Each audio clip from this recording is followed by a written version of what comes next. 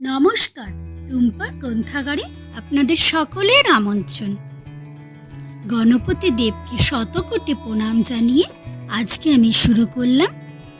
কেন করা হয় গণেশ পুজো, আর জেনে নিন এই পুজোর তাৎপর্য। মহেশ্বর ও দেবী পার্বতীর পুত্র ছিলেন গণেশ। হিন্দুদের অন্যান্য পুজোগুলোর মধ্যে আরেকটা অত্যন্ত জনপ্রিয় পুজো হল গণেশ পুজো। হিন্দুরা বিশ্বাস করেন এই দিন গণেশ তার ভক্তদের মনোবাঞ্ছনা পূর্ণ করতে মর্তে অবতীর্ণ হন। এই বছর 19শে সেপ্টেম্বর মঙ্গলবার গণেশ চতুর্থী। মহারাষ্ট্র, গোয়া সহ রাজ্যগুলিতে খুবই জনপ্রিয় এই গণেশ পুজো। অত্যন্ত ধুমধামের সহিত এই পুজো করা হয়।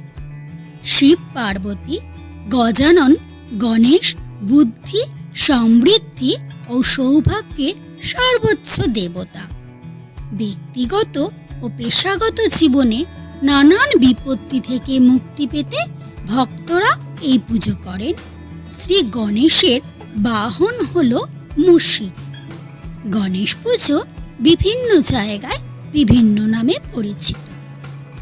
হিন্দু পত্রিকা অনুযায়ী ভাদ্র মাসের শুক্লা চতুর্থীতে গণেশ পুজোর আয়োজন করা হয়। 10 দিন ব্যাপী এই উৎসবের সমাপ্তি হয় অনন্ত চতুর্দশীর দিন। কথিত আছে, সমস্ত শুভ কাজের শুরুতে শ্রী গণেশের নাম দিয়ে করলে তা সফল হয়। গণেশ পুজো বাদ দিয়ে কোনো পুজোই সম্পূর্ণ হয় না। দেবতাদের মধ্যে অনেক তাকেই প্রথম পূজ্য বলে গণ্য করা হয়। গণেশের প্রায় 108টি নাম আছে। এর মধ্যে গণপতি, গজানন, বিনায়ক এইগুলি বিশেষভাবে উল্লেখযোগ্য। এছাড়াও গণেশ হলেন সমৃদ্ধির প্রতীক, তাই তার আরেক নাম হল সিদ্ধিদাতা গণেশ। পুরাণ অনুসারে দেবী পার্বতী গণেশের সৃষ্টি করেছিলেন এবং তাকে পার্বতীর দরজা পাহারা দিতে নির্দেশ দিয়েছিলেন। শিব ফিরে এসে পার্বতীর ঘরে ঢুকতে গেলে গণেশ তাকে বাধা দেন। একটি ছোট ছেলের এই আস্পর্ধা দেখে শিব রেগে যান।